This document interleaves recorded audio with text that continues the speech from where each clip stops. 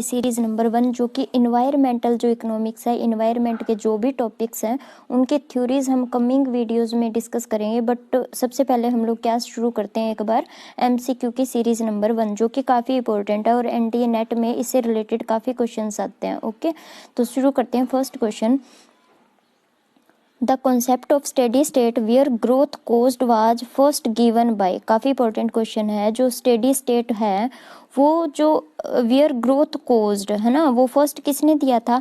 Adam Smith, Malthus, steady जेमन्स या JS मिल ने। किसने दिया था? जेएस मिल ने ये कॉन्सेप्ट सबसे पहले किसने दिया था? जेएस मिल ने दिया था। तो जो इसका डी ऑप्शन है वो बिल्कुल राइट ऑप्शन है। ओके, उसके बाद सेकंड क्वेश्चन है, the book the coal questions dealing with the possibility of industrialization in the England coming to an end was authorized by, ये जो है ना बुक का नाम है द कोल क्वेश्चंस, इसके बारे में इन्होंने पूछा है कि कौन इसका ऑथर है। Okay, the coal question dealing with the possibility of industrialisation in England coming to the end was authorised by J S Mill, Jevons या मार्शल या फिर एसी पिगू, इनमें से किसने मतलब इसको ऑथराइज किया है? तो इसका जो आंसर है वो है स्टैनली जेमन्स ने। बी ऑप्शन बिल्कुल राइट है इसका। जो ये फर्स्ट क्वेश्चन है ना, हमने जो फर्स्ट देखा था ये एग्जाम में आया भी हुआ है, ये वाला जो फर्स्ट क्वेश्चन है ये एग्जाम में आया भी हुआ है। ओके, इसका जो आंसर है इसका बी ऑप्शन बिल्कुल राइट है सेकंड का। उसके बाद थर्ड क्वेश्चन की बात करते हैं, the concept of spaceship earth was given by, जो स्पेसशिप अर्थ है वो किसकी दी हुई है? ये जो कॉन्सेप्ट है ना स्पेसशिप अर्थ, ये किसका कॉन्सेप्ट है? वो दिया हुआ है के बोल्डिंग का, पिगू का, हैंसन का या फिर हिक्स का। इन चारों में से कौन सा बेस्ट ऑप्शन है? जो है बोल्डिंग, के बोल्डिंग ने इसको दिया था। स्पेसशिप अर्थ का जो कॉन्सेप्ट है वो किसने दिया था? के बोल्डिंग ने। ओके, तो इसका जो ए ऑप्शन है वो बिल्कुल राइट है। उसके बाद बात करते हैं फोर्थ क्वेश्चन पे, the issue of pricing of exhaustible resource was first analysed by, जो ये प्राइसिंग के बारे में जो था ना रिसोर्स की हम बात करते हैं, वो फर्स्ट किसने एनालाइज किया था? पॉल सैमुएल्सन ने, हेरोड ने या फिर पिगू ने या फिर हिक्स ने? किसने इसको एनालाइज किया था प्राइसिंग एक्सक्यूटेबल को? जो रिसोर्स है इसको किसने ऑथराइज किया था, एनालाइज किया था? इसके ऊपर जो डिस्कस किया था, मेनली इसको एक्सप्लेन किया था, वो कौन से थे? पॉल सैमुएल्सन थे, हेरोड थे, पिगू थे या फिर हिक्स थे?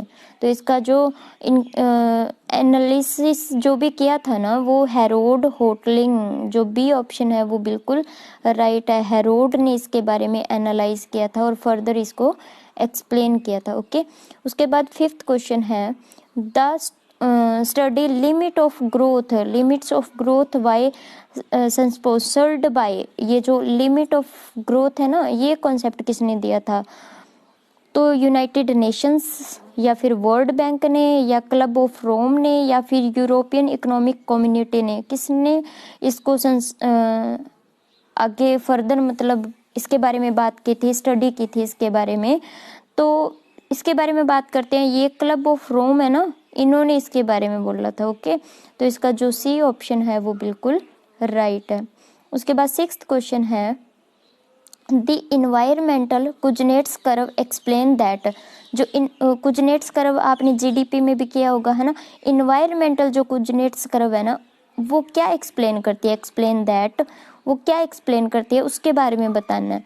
Economic growth and environmental degradation and positively related, economic growth और इन्वायरमेंटल डिग्रेशन है क्या उससे पॉजिटिवली रिलेटेड है, या फिर economic growth and environmental degradation are negative related है, या फिर दोनों ही हो सकते हैं, या फिर economic growth and environmental degradation are not related at all, या फिर उनमें कोई रिलेशन होता ही नहीं है। तो देखिए जो कुजनेट्स कर्व है ना ये पॉजिटिव रिलेटेड भी होती है और नेगेटिव रिलेटेड भी होती है। तो इसका जो सी ऑप्शन है ना वो मतलब राइट ऑप्शन है। काफ़ी इंपॉर्टेंट क्वेश्चन है, कुजनेट्स कर्व के बारे में पूछ लेते हैं वो।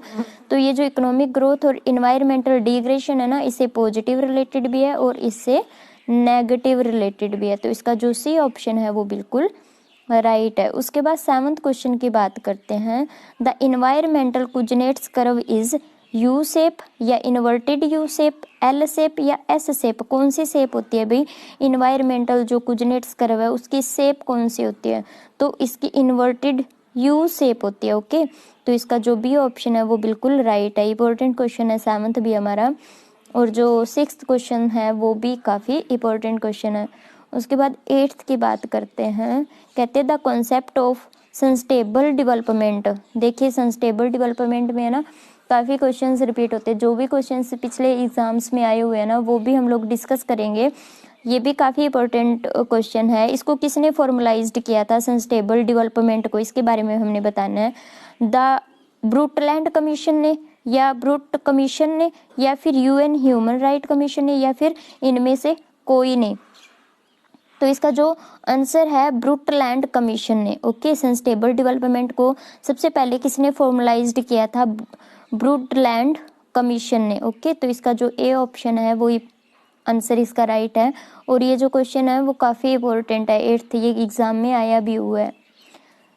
उसके बाद हम डिस्कस करते हैं the Rio conference on environment and development was held in which year. देखिए रियो कॉन्फ्रेंस की बात करते हैं, Rio conference on environment and development was held in which year, कौन से ईयर में मतलब ये रियो कॉन्फ्रेंस आया था, 1976 में, 1998 में, 1992 में या 2000 में, कौन से ईयर में आया था रियो कॉन्फ्रेंस। ये काफ़ी इंपॉर्टेंट क्वेश्चन है रियो कॉन्फ्रेंस के बारे में। बाकी जो अदर्स एग्ज़ाम है ना, यूपीएससी की बात करते हैं या बाकी एग्ज़ाम्स की बात करते हैं, उसमें भी ये क्वेश्चन कई बार आ चुका है, तो रियो कॉन्फ्रेंस के बारे में वो पूछ लेते हैं। तो 9th का जो राइट आंसर है वो 1992 है। ये जो रियो कॉन्फ्रेंस है वो कब आया था, 1992 में। तो इसका जो सी ऑप्शन है वो बिल्कुल राइट है।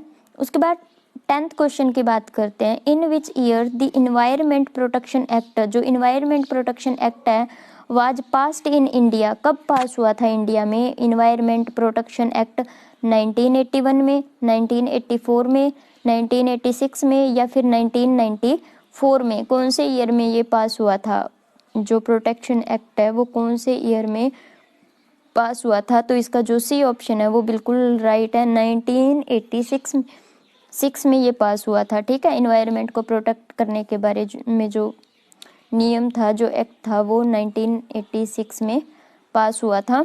तो इसका सी ऑप्शन वो बिल्कुल राइट है। और ये काफ़ी इंपॉर्टेंट क्वेश्चन है, इसके जो आंसर किया है वो यहाँ पे गिवन है। कोई भी डाउट हो, कोई भी प्रॉब्लम हो, किसी भी कॉन्सेप्ट के बारे में आपने पूछना हो तो आप कमेंट बॉक्स में लिखिए। मिलते हैं नेक्स्ट सीरीज़ में। Thank you.